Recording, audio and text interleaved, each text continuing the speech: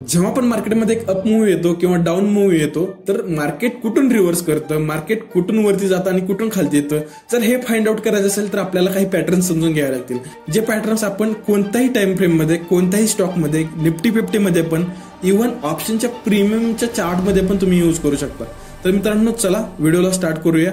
तर मी ते आज दोन पॅटर्न्स एक्सप्लेन करणार आहे. एक पॅटर्न आहे एम पॅटर्न आणि एक पॅटर्न आहे डब्ल्यू पॅटर्न. तर जनरली या एम पॅटर्नला कोणी कोणी डबल टॉप पॅटर्न पण म्हणतं आणि डब्ल्यू पॅटर्नला डबल बॉटम पण पॅटर्न म्हणतं. म्हणजे आपल्याला इथे काय फाइंड आउट करायचं असतं की डबल बॉटम कुठे डेव्हलप झालाय आणि आपल्याला एम पॅटर्न मध्ये फाइंड करायचं असतं डबल टॉप कुठे झालंय. तर चला सर्वप्रथम मी तुम्हाला निफ्टी 50च्या चार्टमध्ये घेऊन जातो, जे की ट्रेडिंग करतात लोक किंवा जनरली आपल्याला अनालिसिस करायचं असतं की निफ्टी 50 येणाऱ्या दिवसात कुठे जाऊ शकतो. तर मी ते छोटासा टाइम फ्रेम निवडतो 5 मिनिट, जे की ट्रेडिंग करतात त्यांच्यासाठी. तर मित्रांनो आजचीच डेट आहे 27 मे. तर आज डब्ल्यू पॅटर्न मार्केटने डेव्हलप केला होता. गॅप डाऊन ओपनिंग दिली ना तेव्हा मार्केट इथून प्राइस ऍक्शन बनवत खाली आलं. पण ही कॅन्डल कशी दिसते इथे याचा अर्थ होतो की बायर्स. मी एक लास्ट टाइम जो व्हिडिओ बनवलाय ना तो नक्की बघा, त्याच्यामुळे तुम्हाला कॅन्डल्सची सायकोलॉजी काय असते ते समजून येईल. तर इथे बघा मार्केट खालती आलं, इथून वरती गेलं. मग जे सेलर्स होते त्यांनी ते एकतर क्वांटिटी ऍड केली असणार किंवा मार्केट इथे खाली गेल्यावर त्यांचा स्टॉप लॉस या ठिकाणी ट्रेल केला असणार. मग जेव्हा ही कॅन्डल डेव्हलप झाली, खूप स्ट्रॉंग कॅन्डल आहे ही, तेव्हा हे जे सेलर्स इथे क्वांटिटी ऍड केली होती किंवा ज्या सेलर्सने आपला इथं एसएल शिफ्ट केला होता ते सगळे इथे एक्झिट व्हायला लागतील आणि अशी कॅन्डल बघून आपण इथे एंट्री करताल. त्याच्यामुळे काय होतं, बाईंग प्रेशर डेव्हलप होतं आणि मार्केट इथून कंटिन्युअसली वरती गेलं आणि मार्केटने करंटली एक ऑल टाइम हाय लावलेला आहे. अशा प्रकारे डब्ल्यू पॅटर्न वर्क करतं. पण याच्यामध्ये एक नोट आहे मित्रांनो की डब्ल्यू दरवेळेस असाच झाला पाहिजे असं काही नसतं. डब्ल्यू असा पण डेव्हलप होऊ शकतो किंवा डब्ल्यू असा पण डेव्हलप होऊ शकतो.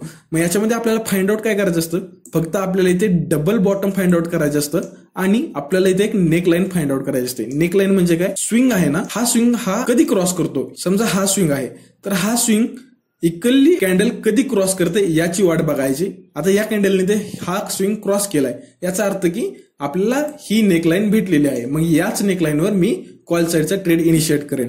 तर चला मित्रांनो अजून बघूया पाठीमागे असा डब्ल्यू पॅटर्न कुठे डेव्हलप झालाय. तर चला पाठीमागे बघूया असा पॅटर्न कुठे डेव्हलप झालाय का.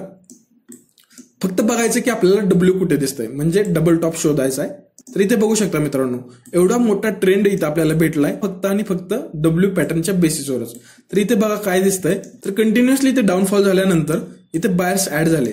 देन अगेन ही कॅन्डल बघा, इथे अगेन सेलर्स ऍड झाले असतील किंवा त्यांचा स्टॉप लॉस इथे त्यांनी शिफ्ट केला असेल.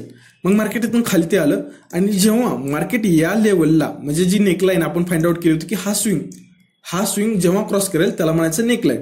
मग या लेवलला इथे बघा एक रेड कॅन्डल दिसते. याचा अर्थ की काय, इथे काहीतरी कॉन्ट्रॅक्टची बाईंग सेलिंग झाली असणार, जेणेकरून इथे बाईंग प्रेशर आलं, थोडंसं सेलिंग प्रेशर आलं. म्हणजे हे जे सेलर्स होते त्यांनी आपली क्वांटिटी एक्झिट केली आणि जे बायर्स होते त्यांनी इथे अगेन क्वांटिटी आपली एंटर केली, म्हणजे अजून क्वांटिटी वाढवली असेल किंवा आपल्यासारखे रिटेल ट्रेडर्स इथे ऍक्टिव्हेट झाले असतील. आणि मग नंतर बघा किती मोठा मूव्ह आपल्याला इथे भेटलेला आहे. आता हे तर झालं आपण ट्रेडिंगच्या रिलेटेड. सेम आपण स्टॉक्समध्ये पण बघू शकतो. मार्केट इथून खाली पडलं, ठीक आहे, मार्केटने थोडासा पुलबॅक दिला, ओके, म्हणजे आपल्याला इथे फर्स्ट बॉटम भेटलेला आहे. देन अगेन आपण सेकंड बॉटमची वाट बघायची, तो याच लेवलमध्ये असला पाहिजे, खूप जास्त खाली नाही आणि खूप जास्त पण वरी नाही. देन अगेन काय झालं, या लेवलला मला दुसरा बॉटम भेटला कारण मार्केट इथून वरती गेलं. पण मला माहिती आहे का ट्रेड करताना मार्केट इथून किती वरी जाणार आहे, पण मला एवढं माहिती आहे ही लेवल मार्केट कधी क्रॉस करेल. जेव्हा मार्केट ही लेवल क्रॉस करेल ना याला म्हणायचं नेक लाईन. मग जेव्हा पण मार्केट या लेवलला क्रॉस करेल तेव्हा आपण कॉल साईडचा ट्रेड इनिशिएट करायचा. आता मी जनरली ही ट्रेड काय इनिशिएट करायची सांगतोय, कारण काय बघा याच्या मागची सायकोलॉजी समजून घ्या की सेलर्स इथे ऍड झाले होते.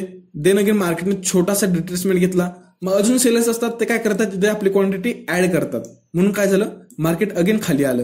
पण काय झालं, मार्केटमध्ये इथे बायर्स अगेन ऍक्टिव्हेट झाले, म्हणजे आपण इथे सेकंड बॉटम शोधलाय. आणि जेव्हा मार्केट इथे सेलर्सला काढायला बघतं, जे सेलर्स इथे ऍक्टिव्हेट झाले होते त्यांचा स्टॉप लॉस कुठे असणार, याच लेवलला असणार. म्हणजे हे काय करतात, आपली क्वांटिटी एक्झिट करतात. प्लस इथे जे बायर्स आहेत ना, जे आपल्यासारखे डब्ल्यू पॅटर्न ते ट्रेड करतात, ते बायर्स इथे अजून ऍड होतात. त्याच्यामुळे काय होतं, इथे बायर्सचं प्रेशर मायनस सेलर्स इथे निघून जात आहेत. त्याच्यामुळे इथे मार्केटमध्ये एक अपमूव्ह बघायला भेटतो. तर हा पॅटर्न समजला असेल नक्कीच. आणि एम पॅटर्नवर मी अगेन एक सेकंड व्हिडिओ पण बनवणार आहे ज्याच्यात की डबल टॉप असतो, कारण थोडासा व्हिडिओ मोठा होत आहे. पण तुम्हाला डब्ल्यू पॅटर्न नक्कीच समजला असेल. इथे फक्त नेकलाईन फाइंड आउट करायची आणि तुम्ही एनी टाइम फ्रेम मध्ये यूज करू शकता, एनी स्टॉक मध्ये फाइंड आउट करू शकता आणि जस्ट फक्त ट्रेंड रिव्हर्सल ओळखायचा आणि आपल्याला इथली ट्रेड किंवा तो स्टॉक बाय करायचा. याच्यासाठी डब्ल्यू पॅटर्न 100% वर्क करतो. ते तुम्ही स्वतः अनालाइज करून पण बघायला पाहिजे. तर बस मित्रांनो, आजच्यासाठी एवढंच. व्हिडिओ आवडला असेल तर नक्की लाईक करा. धन्यवाद.